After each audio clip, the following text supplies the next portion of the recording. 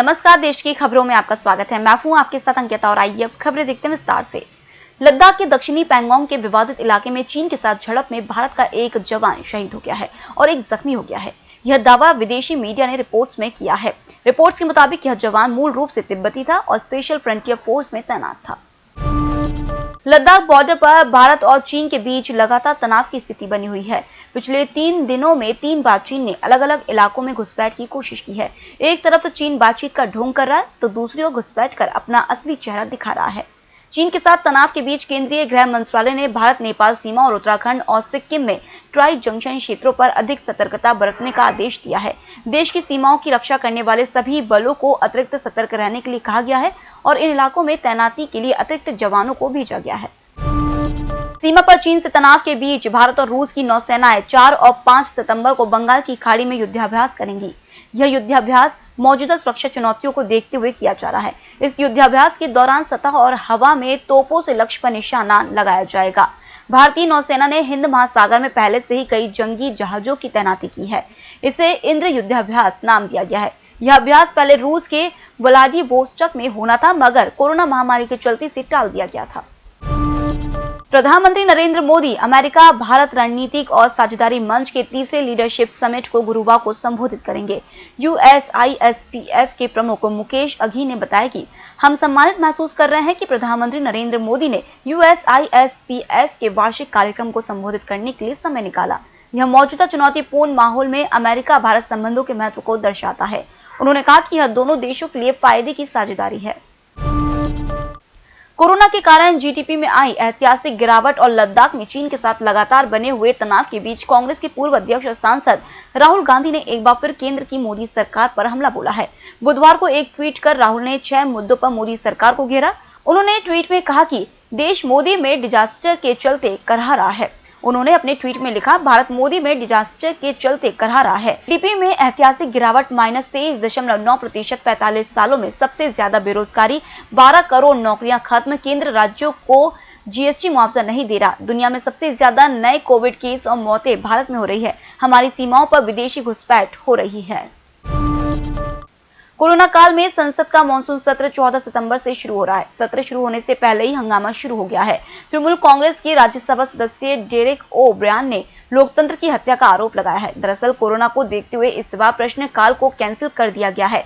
इससे डेरेक ओ ब्रायन नाराज हैं। टीएमसी सांसद डेरेक ओ ब्रायन ने बुधवार को कहा कि सांसदों को 15 दिन पहले ही प्रश्नकाल के लिए अपने प्रश्न सबमिट करना आवश्यक है। सत्र की शुरुआत 14 सितंबर से हो रही है, तो क्या प्रश्नकाल कैंसिल हो गया? 1950 से पहली बार विपक्ष के सांसद क्या सरकार से सवाल पूछने का अधिकार खो बैठे? गोरखपुर बीआरडी मेडिकल कॉलेज से जुड़े रहे डॉक्टर कफील खान ने मथुरा जेल से रिहा होने के बाद कहा कि उत्तर प्रदेश सरकार राजधर्म करने की बजाय बाल हट में लिपटी थी। अब यूपी सरकार उनको किसी अन्य मामले में फंसा सकती है। दरअसल इलाहाबाद हाईकोर्ट ने मंगलवार को राष्ट्रीय सुरक्षा अधिनियम के तहत खान की हिरासत को रद्द कर दिया और उनकी तत्काल रिहाई का आदेश दिया। अभिनेता सुशांत सिंह राजपूत के मामले में सीबीआई जांच का आज 13वां दिन है। आज फिर एक बार रिया चक्रवर्ती के माता-पिता को सीबीआई पूछताछ के लिए बुला सकती है। मंगलवार को सीबीआई ने दोनों से तकरीबन 8 घंटे की पूछताछ की है। केंद्रीय जांच एजेंसी आज सुशांत के घर काम करने वाले और रिया के माता-पिता को आमने सामने बिठाकर सवाल जवाब कर सकती है। उधर नारकोटिक्स कंट्रोल ब्यूरो ने मंगलवार को एक ड्रग डीलर को पकड़ा है। इसे आज अदालत में पेश किया जाएगा।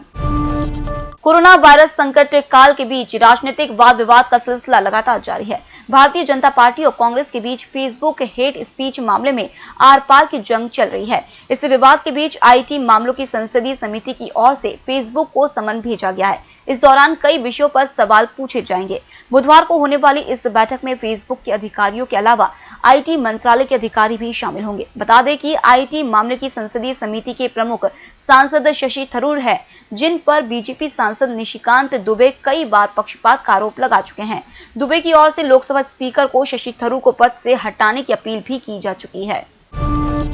पूर्व राष्ट्रपति प्रणब मुखर्जी की अस्थियां हरिद्वार में हर की पौड़ी घाट पर गंगा नदी में विसर्जित कर दी गई है। मंगलवार देर शाम को प्रणब मुखर्जी के बेटे अभिजीत मुखर्जी ने एक धार्मिक अनुष्ठान में अपने पिता की अस्थियों को गंगा नदी में प्रवाहित कर दिया है। अस्थियों को गंगा में प्रवाहित करने से पहले पूर्व राष्ट्रपति की तस्वीर के सामने एक धार्मिक आयोजन किया गया। इस दौरान कांग्रेस के वरिष्ठ नेता और बड़ी संख्या में कांग्रेस कार्यकर्ता मौजूद रहे। कांग्रेस नेता और पूर्व वित्त मंत्री पी चिदंबरम ने प्रधानमंत्री नरेंद्र मोदी के 7 साल पुराने ट्वीट को रीट्वीट करते हुए तंज कसा है। चिदंबरम ने अपने ट्वीट में लिखा, मैं भी यही बात कहना चाहता हूं माननीय प्रधानमंत्री जी।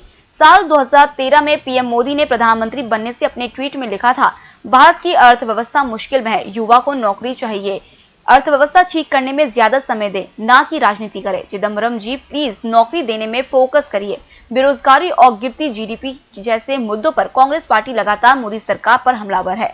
आज ही कांग्रेस प्रवक्ता रणदीप सुरजेवाला ने भी कई ट्वीट करते हुए मोदी सरकार को घेरा। सुरजेवाला ने कहा, आम आदमी शायद जीडीपी का वित्तीय प्रभाव तो नहीं जानता, पर यह जरूर समझता है कि मजदूरों के मुंह का निवाला छीनना जुल्म है। देश में कोरोना वायरस से संक्रमण के केस लगातार बढ़ते जा रहे हैं और अब ये आंकड़ा 37.5 लाख के पार चला गया है। देश में पिछले 24 घंटे में 78,757 नए मामले सामने आए हैं। वहीं 1,045 लोगों की जान चली गई है। देश में अब कुल कोरोना संक्रमितों की संख्या 37,69,000 हो गई है। इनमें से 66,333 लोगों की मौत हो चुकी है। एक्टिव केस की संख्या 8 लाख हो गई है और 29 लाख लोग ठीक हो चुके हैं। संक्रमण के सक्रिय मामलों की संख्या की तुलना में स्वस्थ हुए लोगों की संख्या करीब 3 गुना अधिक है। कांग्रेस महासचिव प्रियंका गांधी वाड्रा ने उत्तर प्रदेश सरकार से पत्रकारों को बीमा सुरक्षा देने का आग्रह किया है। उन्होंने कहा कि कोरोना महामारी के दौरान पत्रकार सूचना मुहैया कराने का महत्वपूर्ण काम कर रहे हैं। लखनऊ में एक युवा पत्रकार की कोविड-19 से मौत के बाद प्रियंका ने सरकार से यह अपील की। उन्होंने फेसबुक पोस्ट में लिखा, नीलांशु शुक्ला की मौत दुखद है, वह काफी दिनों से इस महामारी से लड़ रहे थे। रक्षा मंत्री राजनाथ सिंह बुधवार को रूस के लिए रवाना होंगे, जहां वे शंघाई सहयोग संगठन की अहम बैठक में हिस्सेदारी करेंगे। अधिकारियों के मुताबिक बैठक के दौरान क्षेत्रीय सुरक्षा परिदृश्य पर चर्चा की जाएगी। भारत और चीन के बीच वास्तविक नियंत्रण रेखा पर लद्दाख में 3 महीने से भी ज्यादा समय से चल रहे सैन्य गतिरोध के दौरान होने के चलते इस बार एससीओ बैठक को बेहद अहम माना जा रहा है। एससीओ बैठक में चीन के रक्षा मंत्री जनरल वेई फेंग भी शामिल होंगे, लेकिन भारतीय अधिकारियों का कहना है कि अभी तक राजनाथ सिंह और वेई के बीच संभावित द्विपक्षीय वार्ता की योजना कोई नहीं। तेलंगाना के आबकारी मंत्री वी श्रीनिवास गौड़ ने ताड़ी के सेवन को लेकर अजीबोगरीब बयान दिया है। उनका कहना है कि ताड़ी का सेवन करीब 15 तरह की बीमारियों को ठीक कर सकता है, जिसमें कैंसर जैसी बीमारी भी शामिल है। बिकरू कांड में जेल भेजी गई अमर दुबे की पत्नी खुशी के खिलाफ पुलिस के पास पर्याप्त सबूत हैं। पुलिस के मुताबिक क्षमा रेखा और शांति की तरह उसे भी जेल में ही रहना पड़ेगा। विकास दुबे के खास अमर दुबे को हमीरपुर में एसटीएफ ने मार गिराया था। पुलिस ने उसकी पत्नी खुशी को भी साजिश में शामिल होने के आरोप में जेल भेज दिया था। अमर और खुशी की शादी 29 जून को हुई थी। 30 को वह बिकरू पहुंची थी। 2 जुलाई की रात घटना हो गई। ऐसे में खुशी के खिलाफ कोई सबूत न मिलने पर पुलिस ने उसे रिहा कराने की तैयारी की थी।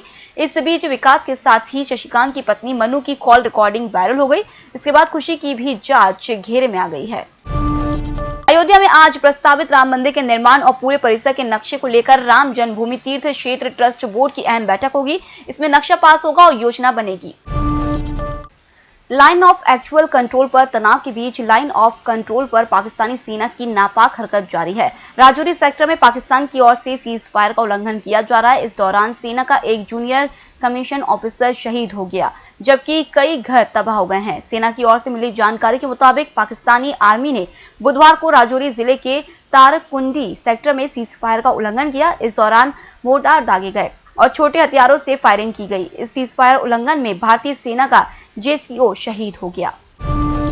कांग्रेस के वरिष्ठ नेताओं गुलाम नबी आजाद और कपिल सिब्बल को केंद्रीय मंत्री रामदास अठावले ने भाजपा में शामिल होने की सलाह दी है। अठावले ने कहा, आजाद और सिब्बल पर राहुल गांधी भाजपा से मिलीभगत के आरोप लगा चुके हैं, इसलिए दोनों को ज्योतिरादित्य सिंधिया की तरह कांग्रेस से इस्तीफा देकर भाजपा में आ जाना चाहिए। नरेंद्र मोदी सरकार में सामाजिक न्याय एवं अधिकारिता राज्य मंत्री अठावले ने कहा, अगर आजाद और सिब्बल का कांग्रेस में अपमान हो रहा है तो उन्हें फैसला लेना चाहिए। जिन लोगों ने कांग्रेस को खड़ा किया उन पर आरोप लगाकर राहुल गांधी गलत कर रहे हैं। एनडीए सरकार आगे भी सत्ता में रहेगी। फिलहाल इस बुलेटिन में इतना ही। आप बने रहिए एमएस टीवी के साथ। नमस्कार। होटल गौरीश्री भोपाल शहर के बीचों बीच स्थित ठहरने की सर्व सुविधा युक्त जगह है। Room available in affordable prices और facilities free WiFi, AC, TV, parking, security, lift, full sanitized room, toiletry kit. Hotel Gaurishree, hall number 8, Chittor complex, MP Nagar, zone 1, Bhopal. Phone number 7898128620.